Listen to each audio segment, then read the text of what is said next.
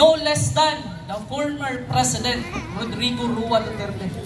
Giyatakan manggani ang presidente sa Pilipinas nga grabe o gihimo sa atuang katawhang Pilipino nga mga kabos.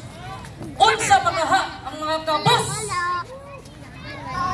nga ordinaryong tao nga naa dinhi karon sa atong palibot. Posible nga kitabot pag-abot sa panahon yatakan nga diretso na lang ug ordinaryo nga murag baliwala na lang sa tuang tanan. Unang pasalamat ta karong panahonang yung giduyugan kita sa kapulisan, giduyugan kita sa mga lawyer ug sa mga teachers na kauban ang Pilipino. Una, klarohon ako anong kinahanglan mo barog ang teachers. Ang sunod nga dapat paminawon nga nagstorya og tinuod walay lain sunod sa mga lawyer kundi ang unsay ginaingon sa inyohang mga anak dito sa sulod sa eskwelahan nga kinder pa sila. Honesty is the best policy. Walay laing nagtudlo sa kamatuoran gawas sa mga pari, bishop, kundi lang ikaduhan nga na ang mga magtutudlo.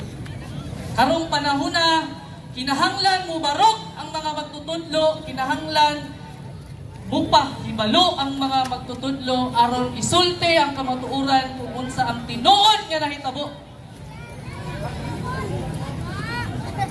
Kung dili mo barog ang mga teachers, kinsa pa ang ginaasahan sa mga ordinaryong tao aron mo istorya sa tinuod nga panghitabo sa grabing pagpangyatak sa katungod sa katawhang Pilipino.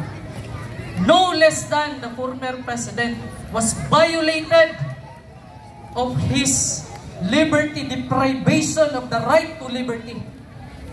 Kung saan po pasabot niya na kagawasan niya nga makapangayo og lawyer, kagawasan niya aron sa korte sa Pilipinas na atong lawyer din makaistorya niya na kung unsa ang dapat proseso nga agian agi og respeto sa atong kapulisan nga naa dinhi o mga naminaw dinhi nga naa sa atong administrasyon. Kabalo ko nga naa ra mo dinha. Dili sakto. Klaro